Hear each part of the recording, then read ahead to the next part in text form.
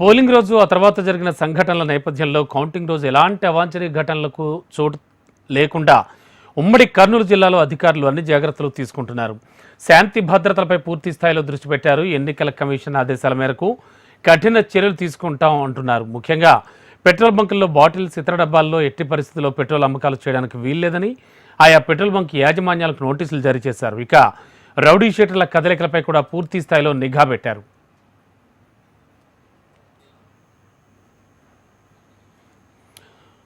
ఓట్ల లెక్కింపు ప్రాంతాల్లో పోలీసు అధికారులు నిరంతరం కార్డాన్ సెర్చ్లు నిర్వహిస్తున్నారు. పట్టణం, గ్రామం అనే తేడా లేకుండా ప్రతి ఇంటిని క్షుణ్ణంగా జల్లెడ పడుతున్నారు. అనుమానం వచ్చిన వ్యక్తులను అదుపులోకి తీసుకుని విచారిస్తున్నారు. సరైన పత్రాలు లేని వాహనాలు, మారణాయుధాలతో పాటు అనేక చోట్ల నాటుసారా స్వాధీనం చేసుకున్నారు. ఈ నేపథ్యంలో బాణసంచా కాల్చడంపై నిషేధం ఉన్న గతంలో ఆ నిబంధనలు అంతగా అమలు పరిచేవారు కాదు. కానీ గతానికి భిన్నంగా ఈసారి అధికారులు ఉమ్మడి కర్నూలు జిల్లాలో క్రాకర్ షాప్స్పై మెరుపు దాడులు చేసి బాణసంచా స్వాధీనం చేసుకున్నారు.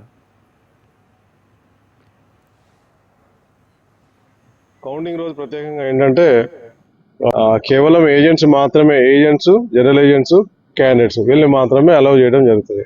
అదర్ పర్సన్స్ ఎవరు కూడా దయచేసి తీసుకురావద్దు. విత్ ప్రాపర్ ఐడెంటిటీ కార్డ్ రావాలా. సో స్టాఫ్ కి సంబంధించి ఎదురుగా ఉన్న దాంట్లో కౌంటింగ్ స్టాఫ్ అందరికి ఇక్కడ మెయిన్ క్యాండిడేట్స్ కి ఇక్కడ అలౌ చేయడం జరుగుతుంది. జిల్లాలో ట్రబుల్ మాంగర్స్ ను గుర్తించి వారిని బైండ్ ఓవర్ చేశారు. సమస్యాత్మక ప్రాంతాల్లో ప్రజలకు భద్రత కల్పించడానికి భరోసాను పెంచేందుకు పోలీస్ దళాలతో కవాతులు నిర్వహించారు. చట్టాన్ని అతిక్రమిస్తే ఎంతటి వారినైనా వదిలేది లేదని అధికారులు స్పష్టంగా చెబుతున్నారు. గతానికి భిన్నంగా ఈసారి కౌంటింగ్ హాల్ పరిసర ప్రాంతాల్లో ఎవరిని అనుమతించేది లేదని స్పష్టం చేస్తున్నారు. పోటీ చేసిన అభ్యర్థులతో పాటు వారు గుర్తింపు ఉన్న ఏజెంట్లను మాత్రమే అనుమతి ఉంటుందని, అలాగే వారితో పాటు ఎవరు కూడా కౌంటింగ్ హాల్ సమీపంలో కూడా చేరుకోవద్దని సూచిస్తున్నారు. నంద్యాల జిల్లా వ్యాప్తంగా 22 చెక్ పోస్టులను ఏర్పాటు చేశారు. నేతల వెంట వచ్చే అనుచరులను, మద్దతుదారులను ఎక్కడికక్కడ నిలువరించనున్నారు.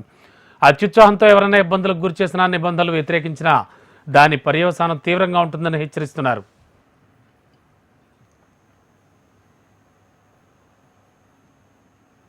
ఇక్కడ మనం కంట్రోల్ రూమ్లో, మన స్ట్రాంగ్ రూమ్స్లో పెట్టినప్పటి నుంచి కూడా కంట్రోల్ రూమ్ 24/7 వర్క్ చేస్తూ ఉంది. అదేవిధంగా బ్యారికేడింగ్స్ కానీ ఎక్కడెక్కడ కూడా క్రిస్ క్రాస్ లేకుండా ఏర్పాటు చేయడం జరిగింది. కౌంటింగ్ ఏజెంట్స్ కూడా మనం ఆల్రెడీ కౌంటింగ్ ఏజెంట్స్ సంబంధించి వాళ్ళకి అన్ని పొలిటికల్ పార్టీస్కి, క్యాండిడేట్స్కి చెప్పడం జరిగింది. ఇప్పటికి మేము ఎస్పీ గారు 2 సార్లు వాళ్ళతో మీటింగ్ కూడా పెట్టడం జరిగింది. అన్ని నామ్స్, కౌంటింగ్ ఎట్లా జరుగుతుంది, లా అండ్ ఆర్డర్ విషయం అన్ని కూడా చెప్పడం జరిగింది.